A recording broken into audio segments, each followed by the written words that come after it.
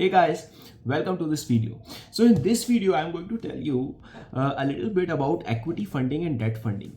And specifically, I'm going to focus on when should a company take debt funding versus when should a company take equity funding. You would have seen recently that debt funding is becoming very popular. In fact, on Shark Tank also, you would see that these days a lot of sharks are giving deals which are a combination of debt and equity funding. So let's come to the question. When should a company raise debt funding versus equity funding? Now, let's first understand equity funding. What is equity funding? Equity funding is you take money, you take investment from an investor, and in exchange of that investment, you give equity, your company's equity to that investor. That is the deal, right? So tomorrow if your company fails, you do not need to return that investment amount back to the investor because you have already paid him in the forms of your company's shares, in the form of your company's equity. Now in debt funding, which is essentially like a loan, you have to return that investment amount back to the investor along with some interest. Now that the repayment terms of the loans are usually such that the repayment starts after 2 or 3 years. So if you take a loan today, you'll have to start repaying it after 2 years or after 3 years. Now logically, if you think, when should a company take debt, when should a company take loan, or when should you as a person take loan? So if I want to take a loan, I'll first analyze that will I be able to repay back that loan? And I'll only be able to repay back that loan if I have a good enough income to cover my expenses, my personal expenses, and then in additional pay back the interest plus the principal amount of that loan. Similar with companies. If a company is profitable, adequately profitable, they would be able to repay back the loan. But if the company is in loss, how will they repay back the loan? They won't be able to because they are not generating any cash flow. They are cash flow negative. So they won't be able to repay back the debt. So ideally, only profitable companies should take debt funding or should raise funding in the form of debt. But you would see that in certain cases, even companies which are not profitable right now, they also take debt. The reason being that when a company is sure that in the next 2 to 3 years I'll be able to turn profitable, if I am sure that I'll be able to turn my company profitable in the next 2 to 3 years, then I can take the debt.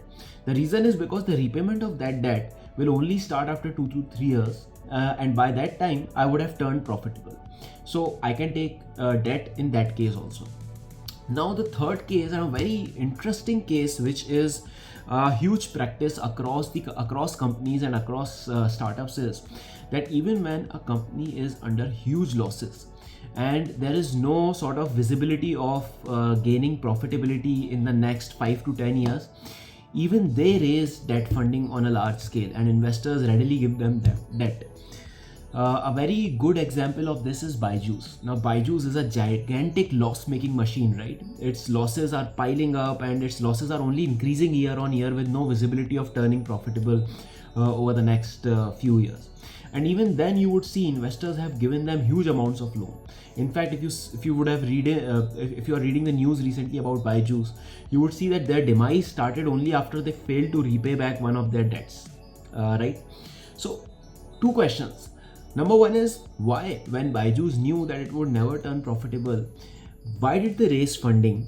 What did they think? How will they be able to repay back that funding when they are not profitable? And two, why did the investors give them the funding on the first part, right? When the investors knew that this is a loss-making company, why did they give it? Now let's understand it. Now let's understand this scenario also. So Byju's, if you see 3 to 4 years back, edtech sector was on a boom, right?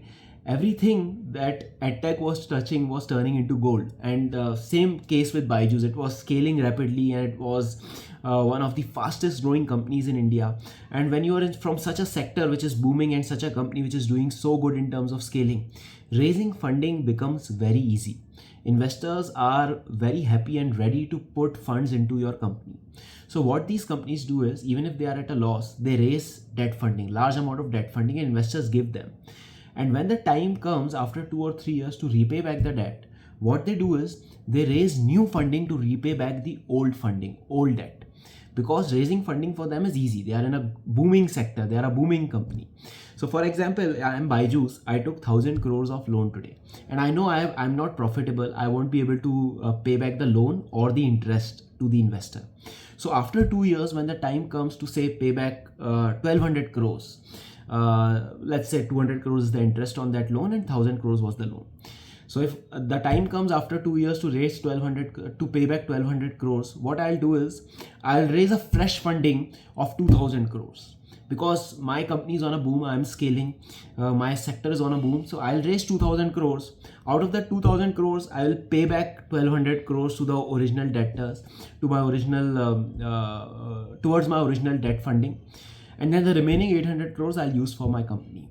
Now on paper it's very good, right? I have prepaid my entire debt on time, last debt on time. But the point to focus is I did not pay that debt out of my profits. I raised new funding.